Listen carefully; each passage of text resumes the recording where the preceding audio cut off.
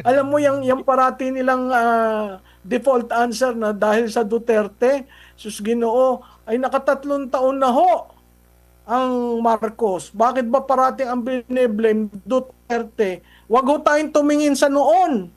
Ang problema ho natin ngayon, no? Kasi yung noon, natapos ang Duterte with the highest historical approval and trust rating. Tapos na po 'yon. Bakit ba parating binabalkan 'yon? Tingnan natin ngayon.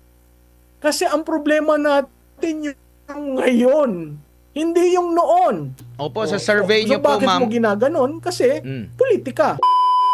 At yun na nga ng mga kabayan, pag-usapan nga po natin na ito pong nangyaring baha dyan sa Cebu na kung saan ang sinisisi po ng administrasyong ito ay si Pangulong Duterte, mga kabayan. Mantakin mo, mga kabayan, nandoon na po, pinakidnap na nga po nila nakakulong na nga po sa dahig yung matanda.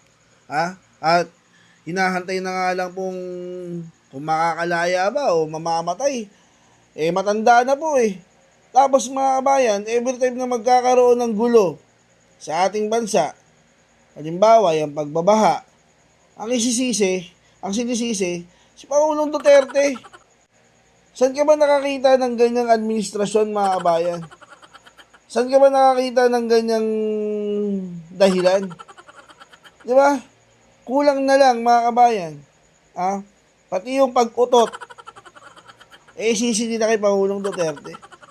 Lahat na lang sinisisi kay Pangulong Duterte. Mantakin mo ang pinag-iinitan ngayon yung Davao.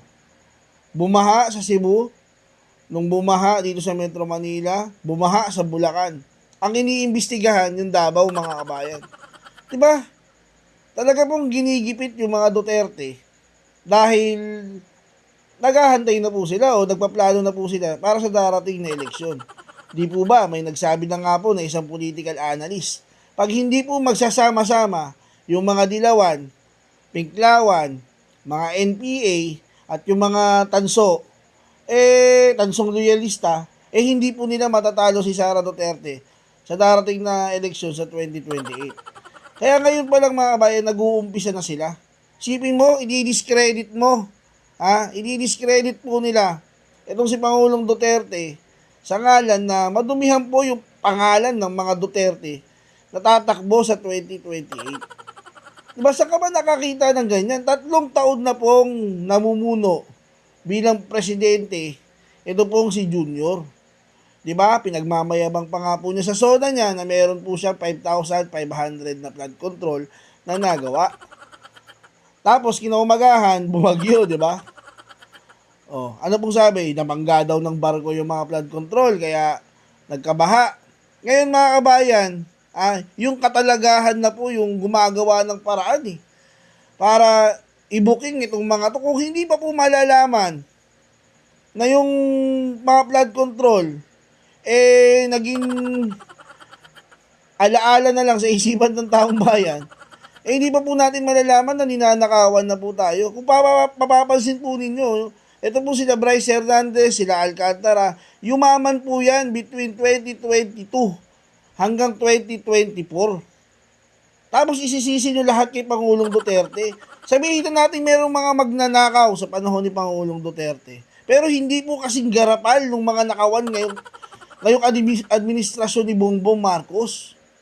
Di po ba? Di ba saan ka nakakita ganyan, Grabing lala ng mga pagbabaha. Sobra-sobra na po yung pagbabaha na nangyayari. Talaga pong yung katalagahan, pinapakita na po talagang wala pong flood control na ginawa ng panahon ni Pangulong Bongbong Marcos. Taong bayan na po ang magpapasa dyan sa 2028. Ang kalaban pa natin, si Comelec Garcia. Di ba? Si Garcia na Comelec chairman. Mantakin nyo, yung mga nanalong, halimbawa, yung Duterte Youth Party List, nanalo po yan, number 1. Ilang milyon po yung botong nakuha niyan mula sa mga Pinoy, kahit kung sa abroad, mga kabayan, mga OFW. Pusang gala, mga kabayan. Hindi po pinaupo. Ang pinaupo, yung mga Gabriela, yan, nakaupo. Yung mga NPA, nakaupo.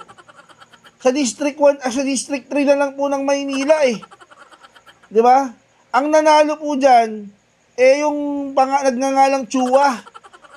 Pero, ang pinaupo si Abante. Di po ba? Yan po ang kabalintunaan ng gobyernong ito. Ayan po yung magiging mga kalaban natin sa darating na eleksyon. Kaya maging mapagmatsyag po tayo, ha? At talagang dapat alamin po natin yung mga sinusuportahan po natin, mahirap na. Kasi baka mamaya, tulad niyan, nabudol po tayo. Diba? Nabudol po tayo ng isang Bongbong Marcos.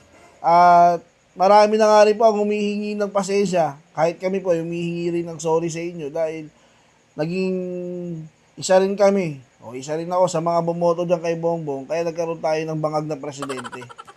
At ngayon, marami pong namatay nung baha eh. Diba? Hindi lang po sa Cebu. Pati sa mga ibang lugar, marami pong namatay. Kaya, huwag na po tayong bumoto ng bangag sa susunod na eleksyon, mga kabayan. O, ito po, panoorin natin yung balita patungkol dyan. Na kung saan, mga kabayan, kada na magkakaroon po ng mga sigalot, mga gera, mga sakuna, ang default answer po ng gobyerno, isisi kay Pangulong Duterte. Ito po, mga kabayan, panoorin po natin to. Po kadelikado na isang liderato po, ma'am, it's either hindi tumatanggap sa realidad or mabagal tumanggap sa realidad. Halimbawa, kagaya po dito sa ekonomiya natin, minsan nang may taga-gobyerno nagsabi na nawalan na tayo, no, yung exchange natin dahil nga sa issue ng korupsyon, trilyong piso. Binawi ito, no? Fake news daw. Tapos may lumabas na naman itong dating BSP official, sinabi niya meron siyang mga sinasabi na 3 trillion pala na yung nawala sa atin. Tapos magdedepensa na naman itong taga palasyo na maganda. Tapos at the end, meron na naman tayong maririnig na tulungan natin si presidente na maiahon yung ating ekonomiya. So kumbaga parang either hindi tumatanggap sa realidad kung may mga puna or mabagal sila kagaya dito sa issue ng korupsyon. Matagal na nagbabanggit si former President Rodrigo Duterte, Vice President Sara Duterte, yung issue sa budget, yung issue doon sa sino yung nagkokontrol sa budget, after pa ng ilang taon or ilang buwan doon patatanggapin. Tapos yung ganun, ma'am, gaano kadelikado yung ganung klase ng liderato? Magtatagal ba tayo? Uunlad ba yung ating bansa sa isang parang, alam nyo yung parang ano, ma'am, parang hindi siya organic, yung parang tinatabunan, artificial na pagtabon. Halimbawa, kahapon, meron na naman inilabas na bumagal yung inflation, yung mga ganun. So, ang nakikita ng taong bayan, hindi na tumataas yung presyo, pero sa realidad, mataas pa rin yung presyo ng mga bilihin, Prof. Oo, pag tiningnan mo, Admar, talagang saan tayo pupulutin ito? Sa tingin ko, hindi tayo makaka-recover. Ah,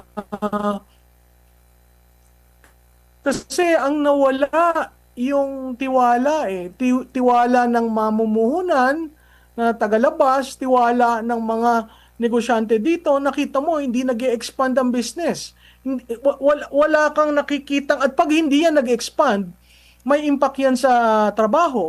Pag nagkaroon ng problema sa trabaho, may impact yan sa sweldo. Chain reaction eh. So, it has to be stopped. And it has to be solved. And the only way really say, enough is it. Because the other option is really something that we do not want to happen.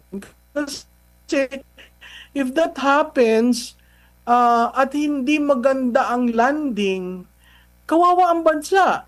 Kawawa ang mga Pilipino. Babalik na naman tayo dun sa cycle ng boom and bust ng development sa ating bansa na hindi na yan kakayanin ng Pilipinas kasi yung ibang bansa bumibilis. Nakita mo ang Cambodia, nakita mo ang Vietnam. Saan tayo pupulutin? Sri Lanka? Nako. Pero ang diba mahirap? Ang may kasalanan pa rin ito, ma'am, mga Duterte. Well, hindi na. Alam mo yung parati nilang default answer na dahil sa Duterte, sus Ginoo, ay nakatatlong taon na ho ang Marcos. Bakit ba parating ang bine-blame Duterte? Wag ho tayong tumingin sa noon. Ang problema ho natin ngayon, no? Kasi yung noon, natapos ang Duterte with the highest historical approval and trust rating. Tapos na po yun. Bakit ba parating binabalkan yon? Tingnan natin ngayon.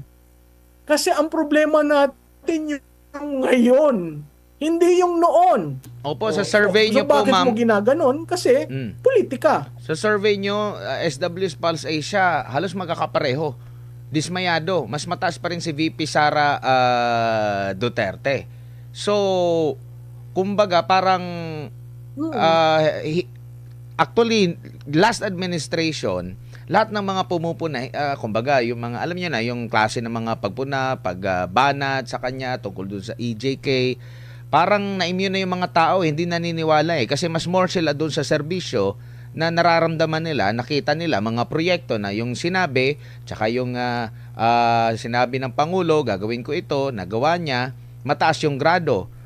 Ngayon, kabaliktaran na sa gitna ito ng mga pagbanat pa, kung anong klaseng paglilihis, pero parang hindi sila nagpapalit ng kanila pong strategiya o propaganda, ma'am, para mapabango yung kanilang pangalan. Walang sa tingin ko wala na sa governance mode Parang on a day-to-day crisis ang nangyayari kasi wala kang yung erosion ng trust, ganun na lamang. So hindi ko alam kung sino ang nagtitimon at kung sinong ayusin natin ito, ganito ang gawin natin. Wala. At kahit yung mga cabinet parang naghihintay lamang, 'di ba? Naghihintay lamang sa order ng Pangulo.